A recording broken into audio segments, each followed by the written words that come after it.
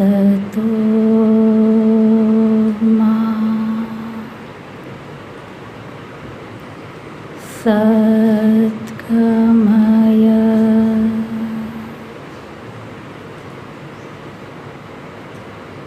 तमसो मा ज्योतिर्गमय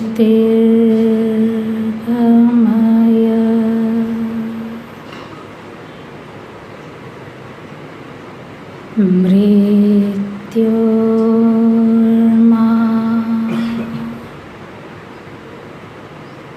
अमृतं गमय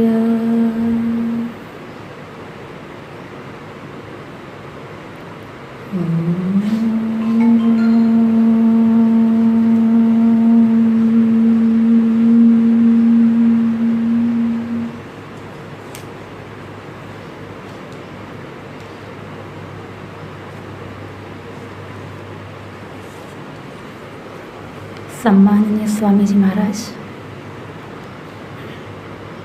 सम्माननीय स्वामी ध्रुवदेव जी, स्वामी मुक्तानंद जी, श्रद्धेय श्री आचार्य जी, आचार्य प्रियेश जी, आर्यवन विकास फार्म ट्रस्ट के प्रधान श्री, शिविरार्थी महानुभाव, अतिथि बंधुओं,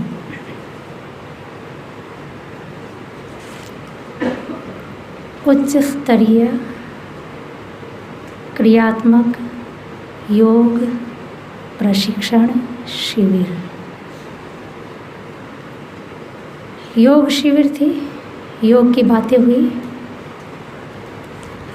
पर शाब्दिक योग नहीं था, क्रियात्मक योग था। योग को जिए कैसे?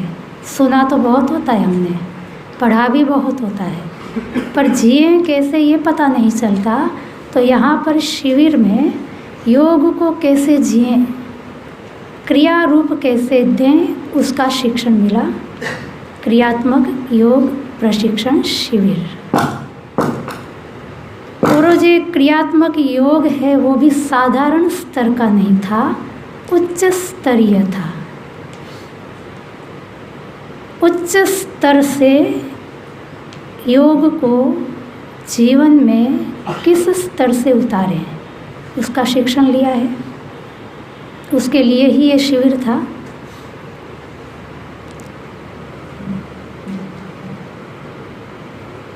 तो वेदों में उच्च स्तर के क्रियात्मक योग का स्वरूप क्या है?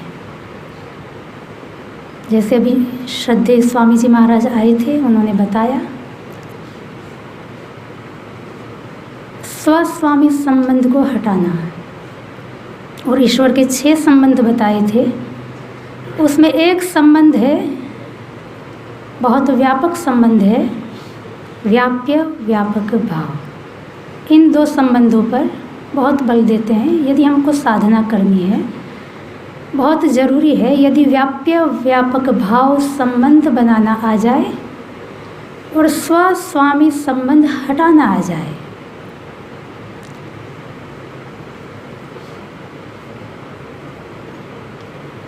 वेद की जितनी भी विद्याएं हैं उसमें श्रेष्ठ विद्या है अध्यात्म विद्या। सभी वेदों का तात्पर्य महर्षि स्वामी दयानंद जी के अनुसार अध्यात्म विद्या में है। प्रत्येक मंत्र हमको अध्यात्म का बोध कराता है। और इन सभी वेदों का जो सार है वो यजुर्वेद का 40वां अध्याय, जिसको हम ईशोपनिषद के नाम से जानते हैं। और ईशोपनिषद की जो आत्मा है वो है उसका पहला मंत्र, ईशा वास्यम इदं सर्वं यत् किंच जगत्यां जगत् तेन त्यक्तेन भुञ्जीथाः मा घृतः कस्य स्विद्धनम्। ये मंत्र बताता है व्याप्य व्यापक संबंध कैसे बनाएं, स्व स्वामी संबंध कैसे हटाएं। पूज्य श्रद्धेय स्वामी जी ने ये भी कहा था कि योग में सबसे बड़ी जो बाधा है वो स्मृति वृत्ति की है। स्मृति वृत्ति लगातार चलती रहती है और स्मृति भूतकाल के संबंधित होती है, भविष्य की हम कल्पना करते हैं, विकल्प वृत्ति कह दें, काल्पनिक है अभी। तो ये जो भविष्य में और भूतकाल में जो हमारा झूला झूलता रहता है, स्थिर रहता ही नहीं वर्तमान में, ये स्मृतियाँ इतनी बाधक होती है। तो सभी स्मृतियाँ बाधक नहीं होती। आप लोगों ने समझा होगा, सुना होगा कि वृत्तियाँ भी दो प्रकार की, क्लिष्ट अक्लिष्ट। क्लिष्ट स्मृति वृत्ति तो बेशक बाधक है, पर अक्लिष्ट स्मृति वृत्ति को हमेशा याद रखना चाहिए, उसके बिना काम चलेगा भी नहीं। समाधि का साधन है श्रद्धा, वीर्य, स्मृति। स्मृति के बाद समाधि आएगी। तो जो अक्लिष्ट स्मृति वृत्ति है वो अत्यंत अनिवार्य है। तो अक्लिष्ट स्मृति किसकी रखें हम? स्मृति है किसी न किसी विषय की होगी। किस विषय की स्मृति हम रखें? जिससे कि हमारी समाधि हो जाए, मन का समाधान हो जाए और हम प्रज्ञा को प्राप्त कर ले, विवेक को प्राप्त कर ले। ये मंत्र बताता है ईशोपनिषद का। इस स्मृति को याद रखो, ये हमेशा स्मरण रखो। ईशा वास्यम इदम सर्वम। इदम सर्वम, इदम अर्थात जो कुछ भी अनुभव में आ रहा है, आँख से आ रहा है, नासिका से आ रहा है, श्रोत्र से आ रहा है, त्वचा से आ रहा है, रसना से आ रहा है, मन से आ रहा है। इन 6 इंद्रियों से जो कुछ भी अनुभव में आ रहा है वो इदम सर्वम है। इदम सर्वम यत् किंच, जो कुछ भी इस जगति में जगत है, इस संसार में सब कुछ चलायमान है, कुछ भी स्थिर नहीं है। आज है, जिस रूप में है, अगले क्षण में उस रूप में वो चीज़ रहती नहीं। इसलिए इस संसार की हर चीज़ को जगत कहते हैं। जगति में जगत, संसार भी स्वयं संसार है, सतत संसरण, और उसमें जो चीज़ें हैं वो भी सतत परिवर्तनशील। यद्यपि वो चीज़ें और संसार कोई पृथक चीज़ नहीं है, पर पृथक करके यहाँ पर उसको देखा जा रहा है। तो इस संसार में, इस जगत में, जगती में जो जगत है वो शब्द ही कह रहे हैं कि सब कुछ बदलने वाला है, कुछ भी स्थिर रहने वाला नहीं है। और जो कुछ भी है सब कुछ बदलने वाला है। उन सब का वो सब ईशावास्यम, ईशा ईश्वर के द्वारा, वास्यम, वास्यम के 2 अर्थ हैं। निवास करने योग्य है। ये संसार की समस्त चीज़ें 6 इंद्रियों से जो हमको अनुभव में आ रही है, केवल 5 इंद्रिय की बात नहीं कर रही हूँ, 6ठा मन भी जुड़ा हुआ है। हम मन से जिस किसी को भी सोच सकते हैं, वो सब चीज़ें हैं। मन से भी जिसका हम अनुभव कर सकते हैं, उन सब में वो सारी चीज़ें ईश्वर के द्वारा निवास के योग्य हैं। अर्थात उन सब में ईश्वर रहता है। रहने वाला, जिसमें रहा जाता है उसके भीतर होता है, बाहर नहीं होता। हम घर में रहते हैं तो हम घर के भीतर होते हैं, घर बाहर होता है। तो जब हम वास्य का अर्थ करते हैं कि ईश्वर के द्वारा निवास करने योग्य है, तब अर्थ हो जाता है ईश्वर सर्व अंतर्यामी है, हर एक चीज़ के भीतर विद्यमान है। संसार का कोई स्थान, कोई काल, कोई दिशा ऐसी नहीं कि जहाँ ईश्वर न हो। हर एक वस्तु के भीतर, जिस किसी भी देश में, जिस किसी भी काल में, जिस किसी भी स्थान में, दिशा में, कोई भी वस्तु हो, प्रत्येक वस्तु के भीतर ईश्वर विद्यमान है। भीतर बैठा है, सप्रयोजन बैठा है, निष्प्रयोजन ईश्वर की कोई रचना है नहीं।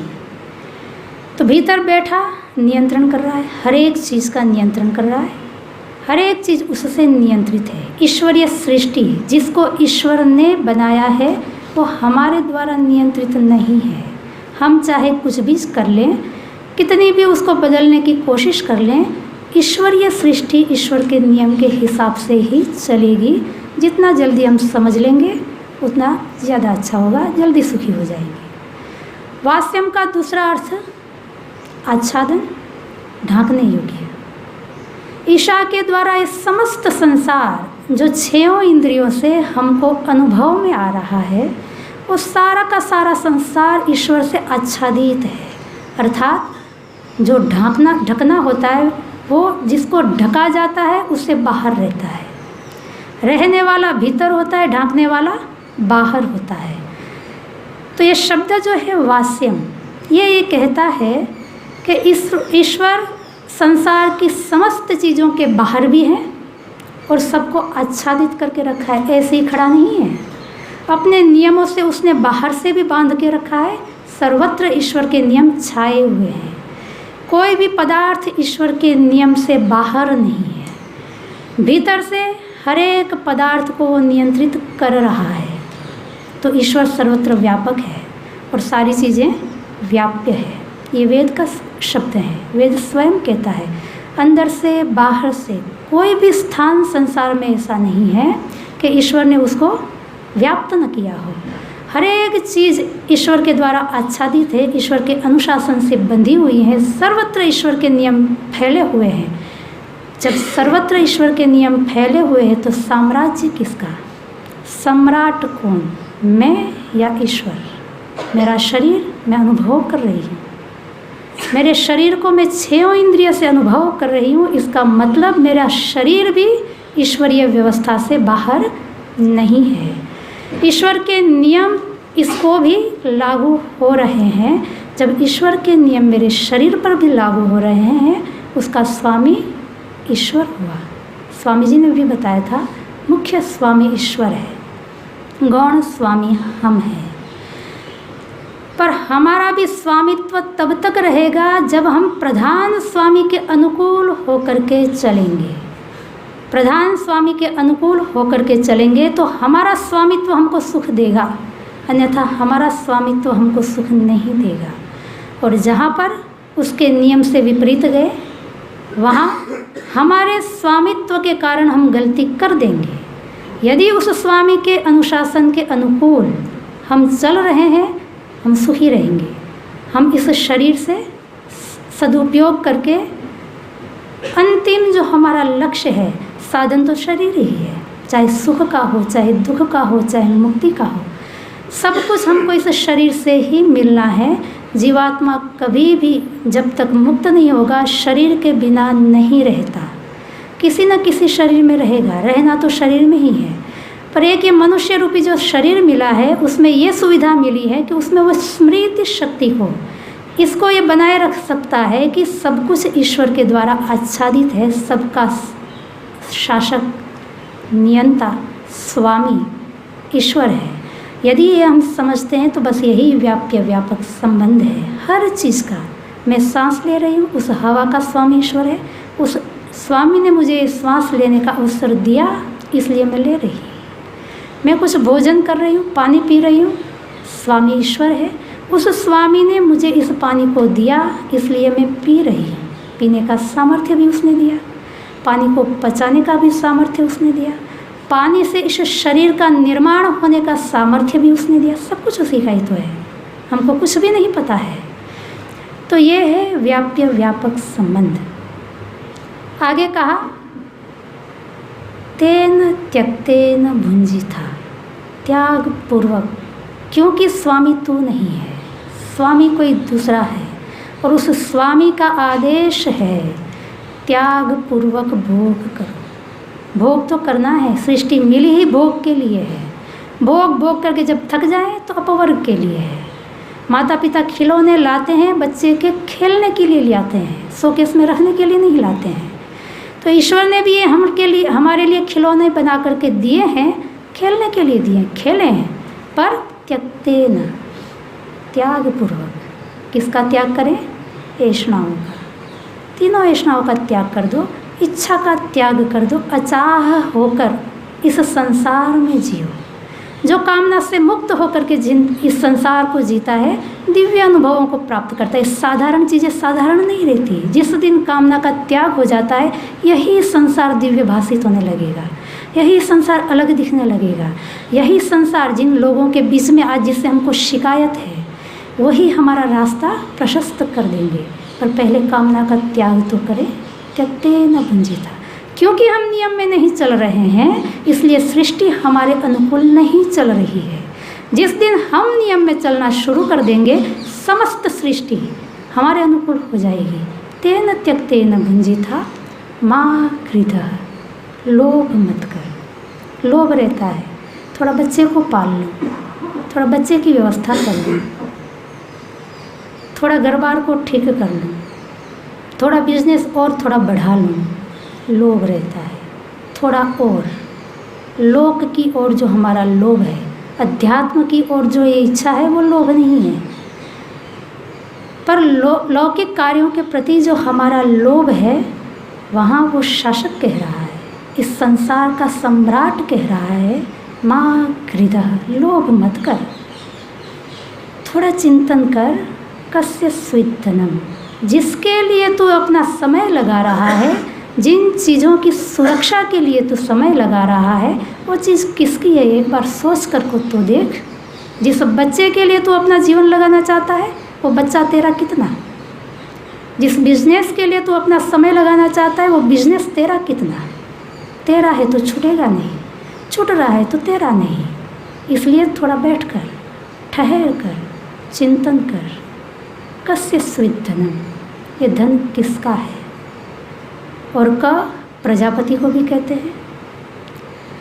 इस समस्त संसार का जो स्वामी है, जो सबको सुख देता है, उसने इस सृष्टि को सुख देने के लिए बनाया है, उसको भी क कहते हैं। तो अर्थ हो जाता है कस्य स्विद्धनम। निश्चय से ये धन उस सुख रूप स्वामी का है, हमारा नहीं है। हम तो भिक्षुक हैं। माँ गृधः। ये कहता है भिक्षावृत्ति का पालन कर। भिक्षावृत्ति नाम ही इसका है कि ऐशनाओं का त्याग करके जीवन को जीना भिक्षावृत्ति है, भिक्षाटन है। एक भिक्षुक जब भीख मांगने, भिक्षा लेने जाता है, तो कोई कामना नहीं होती है। जो मिल गया स्वीकार कर लिया, प्रयोग कर लिया, अपने रास्ते पे चल पड़ा। ये है भिक्षावृत्ति। यदि हमारे जीवन में से कामना निकल गई, हम भी भिक्षुक बन जाएंगे, हम भी भिक्षावृत्ति से जीने वाले हो जाएंगे। भिक्षावृत्ति का मतलब ये नहीं कि घर घर जा कर के भिक्षा लेना। भिक्षावृत्ति का मतलब है कामनाओं का त्याग करके जीवन को जीना। यदि इस मंत्र का जो अर्थ है, जो भाव है, जिसको मैंने संक्षिप्त में आपके सामने रखा है, इसको यदि हम स्मरण में सतत बनाए रखेंगे, जितना इसके ऊपर हम चिंतन करेंगे, जितना भीतर का भाव शुद्ध होगा, चिंतन उतना ही व्यापक होगा। भीतर की शुद्धि करते जाएं। इस मंत्र को, इस अध्यात्म विद्या का जो सार है, जो हमको कहता है माँ गृधः कस्य स्विद्धनम, स्वस्वामी संबंध को हटाओ, ईशावास्यमिदं सर्वम, व्याप्य व्यापक भाव को बनाओ। इसके ऊपर जितना चिंतन करेंगे, अपने आप हमारा क्रियात्मक योग उच्च स्तर पर चलता चला जाएगा। सोचना है, होगा अपने आप, पर सोचना हमको पड़ेगा। तो ये वेदों में जो उच्च स्तरीय क्रियात्मक योग है, जिसका स्वरूप मैंने संक्षेप से आपके सामने रखा, इसी के साथ मुझे बोलने का जो अवसर दिया, इसके लिए धन्यवाद करते हुए मैं अपनी वाणी को विराम देती हूँ। ओम शांति।